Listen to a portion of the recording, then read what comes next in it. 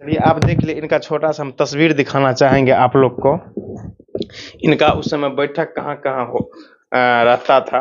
अभी के समय में यदि किसी गांव के मुखिया का बैठक यदि सांसद महोदय से हो जाए तो वो उनको उनको अपने आप में लगता है जो हम तो इस देश का प्रधानमंत्री बन गए हैं, बिहार का मुख्यमंत्री बन गए हैं। मतलब इतना रुआब में बात करते हैं। आप बारीकी से देखिए, आपको हम दिखाना चाहेंगे। जब उस समय 1967-68 की ये तस्वीर है। उस समय इनको इंदिरा गांधी नए साल की शुभकामनाएं दिए थे।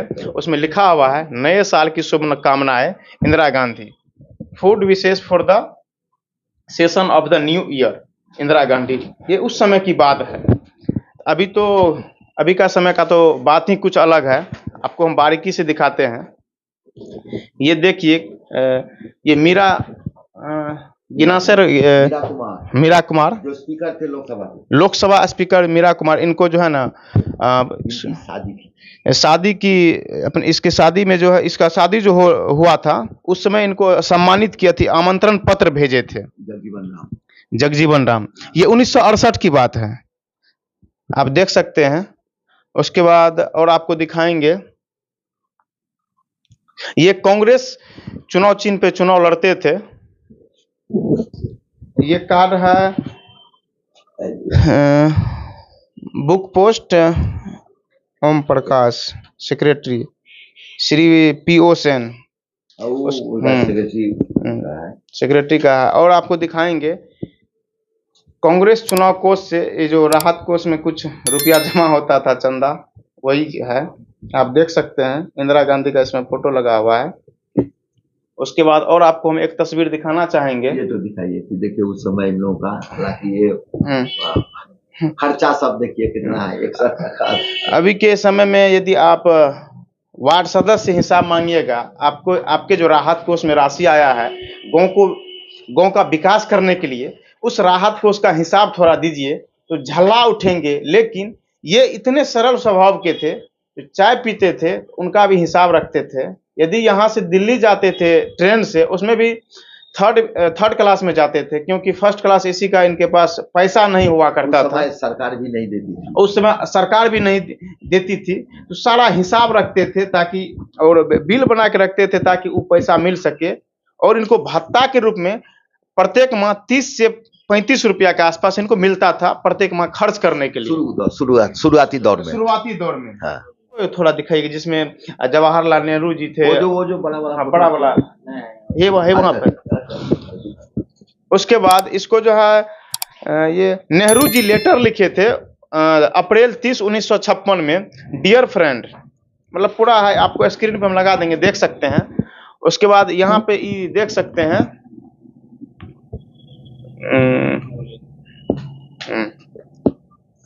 यहाँ पे आप बारीकी से देख सकते हैं। यही है फनी बाबू। और यहाँ पे आप देख सकते हैं इस तस्वीर में बीच में है डॉक्टर राजेंद्र प्रसाद, उस समय के वर्तमान राष्ट्रपति हुआ करते थे। और उनके बगल में है पंडित जवाहरलाल नेहरू, जो उस समय के वर्तमान प्रधानमंत्री हुआ करते थे। और बाकी सारे मिनिस्टर हैं, आप देख सकते हैं। जिनका उठक बैठक प्रधानमंत्री और राष्ट्रपति के सामने हो, उनका आप इस घर का तस्वीर देखिए और उनके बेटे को देखिए किस तरह से सादा जीवन जीते हैं। और ये देखिए, और आपको हम दिखाएंगे, ये देखिए नेहरू जी पर एक किताब छप रही थी, जिनको आर्टिकल लिखने के लिए कहा गया था कि आप नेहरू जी पर एक आर्टिकल दीजिए। ये बी.एन. सेन का, ये देखिए 58 का है, 19 फरवरी 1958 का नेहरू जी पर एक किताब आ रही थी। तो इनको कहा गया कि आप नेहरू जी पर एक आर्टिकल लिखिए। तो हमने बहुत प्रयास किया, इस किताब की खोज की, लेकिन हमें किताब प्राप्त नहीं हुआ कि आर्टिकल में इन्होंने क्या लिखा था। तो सवाल उठता है कि इनकी उस समय, मान लीजिए वहां पर इतना कदर था या लोग इनको इतना चाहते थे कि इनकी पूछ हर जगह थी। कोई भी बात होता था तो वहाँ पार्लियामेंट में इनकी पूछ होती थी या उनसे पूछा जाता था। बहुत सारे हम लोगों ने देखा, अपने जिंदगी में देखा कि इनको लोग जानकारी लेते थे कि कैसे नए लोग कैसे कैसे क्या होता है, नहीं होता है, पार्लियामेंट में क्या करना पड़ता है, नहीं कर, जो कि ये एक वरिष्ठ सांसद थे। तो इसीलिए इनकी ओपिनियन को भी बहुत ज्यादा माना जाता था। इनको इनसे पूछ होती थी, पूछा जाता था। लेकिन ये इतने अंतर्मुखी आदमी थे कि कभी अपना प्रचार कभी नहीं किया। अंतर्मुखी थे लोग। कोई आवे, बड़े आदमी आए पूछे, अगर कोई पूछता था नहीं नहीं कोई खास बात नहीं है। कभी भी अपने जो हमारे पास लोग आया हम इतने बड़े हैं, ये नहीं कभी इन्होंने अपने को जाहिर नहीं किया। हाँ साहब, बस अपने को कभी जाहिर करने का कोशिश नहीं किए। सब दिन अपने को ही अलग करके रखे कि नहीं भाई हम तो एक साधारण सा आदमी है, बस अपनी जिम्मेदारी को निभाए। बस किसी को डॉक्टर का जिम्मेदारी मिलता है, किसी को शिक्षक का मिलता है, किसी को वकील का मिलता है, किसी को, सबका अपना अपना जिम्मेदारी होता है। तो उसी प्रकार हमको इस विभाग का जिम्मेदारी मिला है, हम अपना काम कर रहे हैं। और इसका देखते हैं इतने मतलब विद्वान थे जो अभी के समय में सांसद विधायक अपने संसद भवन में, लोकसभा हो या राज्यसभा को, विधान परिषद हो, उसमें आवाज नहीं उठा पाते हैं। लेकिन इनका जो इसमें बुक सब में देखे थे उस समय पूर्णिया के बारे में, कि पूर्णिया के किसान के बारे में आवाज उठाए थे। पूर्णिया के क्षेत्र में जमीन दो प्रकार का था, एक ऊंची स्तर का जमीन था, एक नीचे स्तर का, सिंचित और सिंचित, एक सिंचित जमीन, एक असिंचित जमीन। और पूर्णिया में सबको पता है कि पानी बहुत लेवल जो है अप लेवल में, यहाँ पर 20 फीट में पानी मिल जाता था। तो इनका कहना था कि सरकार जो यहाँ ट्यूबवेल का सिस्टम कर रहे हैं उसमें करीबन 10-15 हजार लगता है 180 फीट गलाने का। ये उसकी क्या आवश्यकता है, या तो 30 फीट में यहाँ सस्ता प्रबंध किया जाए, उस तरह की व्यवस्था की जाए। कि उस समय किसान की आर्थिक स्थिति इतनी मजबूत नहीं थी आज के तरह की वो 1-2-4 लाख टका खर्चा कर दे। उस समय ट्रैक्टर नहीं था, बैल से, हर से किसान खेत जोतते थे। तो और किसान की माली हालत बहुत ही कमजोर था। आज के अगर कोई पुराने लोग होंगे तो वो खुद बताएंगे कि हाँ क्या किसान की हालत थी। और एक क्या कहते हैं, बुक में देखे थे जिसमें छपा हुआ था, इनको ऊपर से बोला गया था जो आप जो है किसान को प्रोत्साहित कीजिए ट्रैक्टर खरीद के थोड़ा खेती करने के लिए। तो ये बोले ट्रैक्टर का दाम उस समय 50,000 हुआ करता था। तो किसान ट्रैक्टर खरीदने में पैसा इन्वेस्ट करे कि खेती करने में पैसा इन्वेस्ट करे, क्योंकि किसान के पास उतना पैसा ही नहीं है। इसके बारे में आप क्या बोले? नहीं तो सवाल उठता है कि हमारे पूर्णिया जिला ही नहीं, हम तो पूरे बिहार के बारे में बोलेंगे कि हम बहुत पिछड़े लोग थे। हमारी आज से 50, 60, 70 वर्ष पहले बहुत पिछड़ा था। यहाँ तो बिजली तक नहीं था, कोई व्यवस्था नहीं थी। तो वो तो शुरुआती दौर था, तो लोग तो आस्ते आस्ते करते थे। तो उस समय किसी के 10,000, 20,000, 10,000 की बहुत वैल्यू थी। वो कहाँ से लाएगा 10,000 रुपया? वहां अगर घर में कोई शुभ काम हो, शादी ब्याह, तो लोगों को जमीन बेच के करना पड़ता था। अगर कोई शादी ब्याह होती थी तो लोगों को 1 बीघा 2 बीघा जमीन बेच के उस पैसे से शादी ब्याह करना पड़ता था। लोगों के पास तो पैसा था नहीं। और आज की तरह उन्नत किसी भी नहीं था। आज की तरह इस तरह मकई भी नहीं होता था। उस समय तो जो चलाया होता था, धान, पाट, पूर्णिया का पाट नामी था, अभी देखते हम, पाट नामी था। और पूर्णिया में एक खेती नहीं, मखाना तो बाद में आया, एक खेती तंबाकू का। पूर्णिया फेमस था आपका धान, पाट, तंबाकू, पटुआ, यही सब के लिए खेती होता था।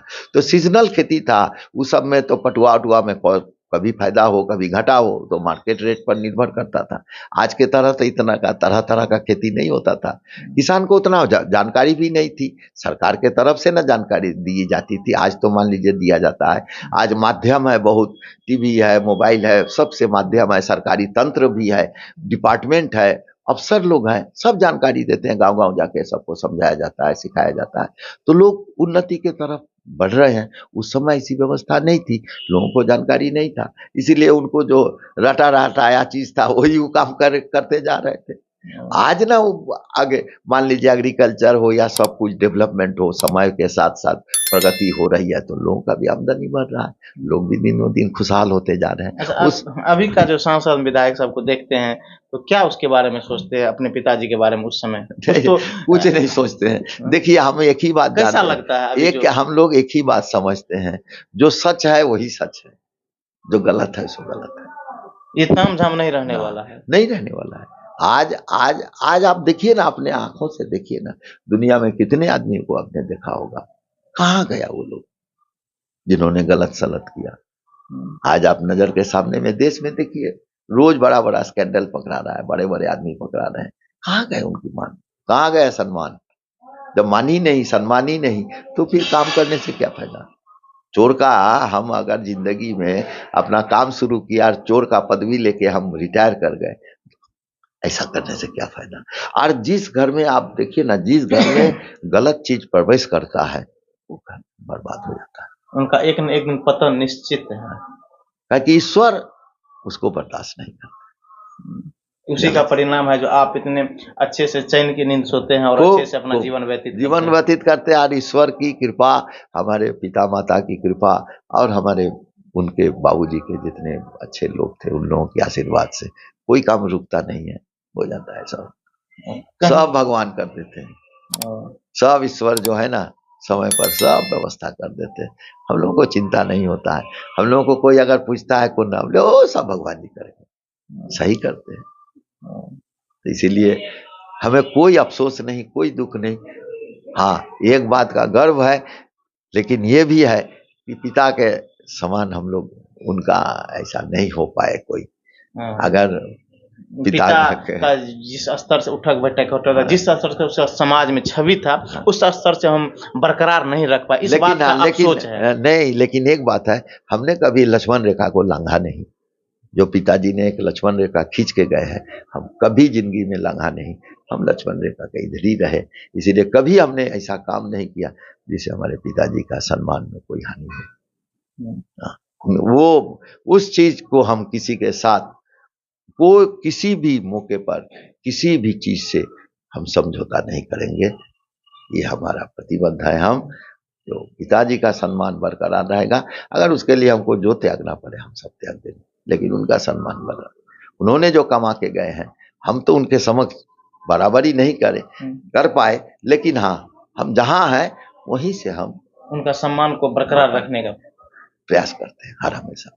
बहुत बहुत धन्यवाद सर। आप लोगों को भी बहुत धन्यवाद, आपने बहुत समय दिया हम लोगों की जानकारी ली। लोगों को बहुत सारे लोग क्या बोलेंगे, इसके पहले कुछ आप लोगों की तरह और लोग आए जो हमारा इंटरव्यू लिए, तो विद्यार्थी लोग, हमारे पूर्णिया के बच्चे लोग जो लोग दिल्ली उल्ली में थे, कितने आए दुकान पर आके, बहुत ने आशीर्वाद लेके गया। बहुत ने कहा कि अंकल आपके चलते हमारा बड़ा इज्जत बढ़ा। दिल्ली में भी सब हमारे दोस्त यार लोग देखे ना, तो बहुत मान बढ़ा हमारा।